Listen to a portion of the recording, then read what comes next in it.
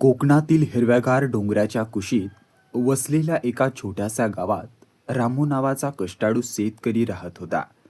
त्याचे आयुष्य साधं पण समाधानाचं होतं. त्याची बायको सविता सविता खूप प्रेमळ आणि समजूतदार होती आणि त्याच्या एकुलता एक मुलगा अमोल हा त्याच्या आयुष्याचा केंद्रबिंदू होता. रामू रोज सकाळी लवकर उठून शेतात जायचा. पाऊस कधी असेल कधी नसेल तरी तो मेहनत करत राहायचा, कारण त्याला माहीत होतं की मेहनत कधी वाया जात नाही. सविता घर सांभाळायची, जनावरं पाहायची आणि अमोलची काळजी घ्यायची. अमोल लहानपणापासूनच अभ्यासात हुशार होता. त्याच्या शिक्षकांनी त्याच्यातला चमक ओळखली होती आणि ते नेहमी रामूला सांगायचे की तुझा मुलगा मोठा होणार. रामूच्या मनात ते शब्द घर करून राहिले होते. त्याने ठरवलं होतं की काहीही झालं तरी तो मुलग्याला शिकवणार. दिवस जात होते.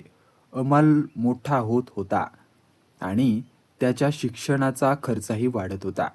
एक दिवस घरात पैसे कमी पडले तेव्हा सविताने काळजीने विचारलं, आता काय करायचं? तेव्हा रामूने शांतपणे सांगितलं की आपण थोडं कमी खाऊ, पण मुलाचं शिक्षण थांबवायचं नाही. आणि त्याने आपल्या वडिलोपार्जित जमिनीचा एक तुकडा विकला. गावात लोकांनी त्याची थट्टा केली. जमीन विकून मुलाला शिकवतोय, वेडा आहे का? पण रामूने कोणाचंच ऐकलं नाही, कारण त्याला आपल्या मुलाचं भविष्य दिसत होतं. अमोलने 10वी-12वी उत्तीर्ण केल्या आणि त्याला शहरात इंजिनिअरिंग कॉलेजमध्ये प्रवेश मिळाला. त्या दिवशी घरात आनंद आणि दुःख दोन्हीही होतं, कारण मुलगा मोठा होत होता पण घरापासून दूर जाणार होता. सविता रडत होती, पण तिने मन घट्ट केलं. अमोल शहरात गेला. सुरुवातीला त्याला खूप त्रास झाला. लहान खोली, कमी पैसे, स्वतः स्वयंपाक करणे, अभ्यासाचा ताण, पण त्याने हार मानली नाही. त्याने दिवस रात्र मेहनत केली. त्याच्या मनात एकच विचार होता की आईवडिलांचे कष्ट फेडायचे. 4 वर्षांनी तो इंजिनियर झाला आणि त्याला मोठ्या कंपनीत नोकरी मिळाली. पहिल्या पगाराचा फोन त्याने आईला केला तेव्हा सविता आनंदाने रडली आणि रामूच्या डोळ्यात अभिमान होता. पण हळूहळू शहरातील जीवनातून अमोल गुंतत गेला. त्याचे नवीन मित्र झाले, नवीन सवयी लागल्या आणि तो गावापासून दूर जाऊ लागला. फोन कमी झाले, भेटी कमी झाल्या. सविता रोज त्याची वाट पाहायची. कधीतरी फोन येईल या आशेने रामू तिला समजवायचा, पण त्यालाही आतून वेदना होत होत्या. काही काळानंतर अमोलचं लग्न शहरातील श्रीमंत घरातील रियाशी झालं.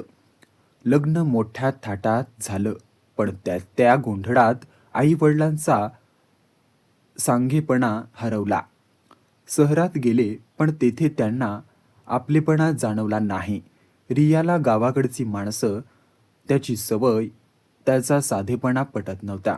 हळूहळू तिने स्पष्ट दाखवायला सुरुवात केली की तिला त्याची उपस्थिती नको आहे. अमोल मध्ये अडकला, पण त्याने आईवडिलांच्या बाजूने उभं राहण्याचं धाडस केलं नाही. एक दिवस सविताच्या डोळ्यातून अश्रू वाहू लागले आणि रामूने निर्णय घेतला की आपण परत गावाला जाऊया. ते दोघे परत गेले, पण घर रिकामं वाटू लागलं. मुलगा असूनही नसल्यासारखं वाटत होतं. काही दिवसांनी रामू आजारी पडला. सविता एकटीच त्याची सेवा करत होती. तिने अमोलला फोन केला, पण तो व्यस्त होता. मी येतो लवकरच एवढंच म्हणाला. दिवस गेले आणि रामूची तब्येत खालावत गेली. शेवटी एक दिवस अमोल गावात आला आणि त्याने वडिलांची अवस्था पाहिली. शांत पण प्रामाण भरलेला रामू त्याचा हात धरला आणि म्हणाला, तू खुश असलास ना, मला एवढंच पाहिजे. त्या एका वाक्याने अमोलच्या मनात वादळ उठलं. त्याला सगळं आठवलं. वडिलांचे कष्ट, आईचे त्याग, स्वतःचे बदललेले वागणं. त्याच्या डोळ्यातून अश्रू वाहू लागले. त्याने ठरवलं की आता तो आई वडिलांना सुविधा केल्या रियालाही हळूहळू समजलं की खऱ्या नात्याची किंमत पैशापेक्षा मोठी असते.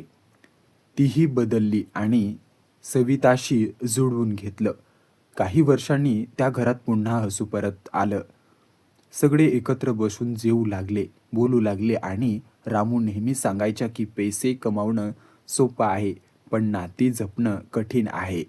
अमोल आता हे मनापासून समजला होता आणि त्याने ठरवलं की तो आपल्या पुढच्या पिढीलाही हेच शिकवणार. कारण शेवटी माणसाच्या आयुष्यात पैसा, नोकरी, यश सगळं महत्त्वाचं असलं तरी आई-वडिलांचं प्रेम, कुटुंबाचं नातं आणि आपलेपणा याचा जागा कुणीच घेऊ शकत नाही. आणि म्हणूनच त्या छोट्याशा गावातील त्या साध्या कुटुंबाची कथा एक मोठा संदेश देऊन जाते की आपल्या आयुष्यात कितीही पुढे गेलो तरी आपली मूळ कधी विसरून नयेत. कारण तीच आपल्याला खऱ्या अर्थाने मजबूत ठेवतात आणि आनंद देतात. ही कथा कशी वाटली? जर तुम्हाला आवडली असेल तर व्हिडिओला लाईक नक्की करा आणि असेच नवनवीन व्हिडिओ पाहण्यासाठी या चॅनलला सबस्क्राईब नक्की करा. धन्यवाद.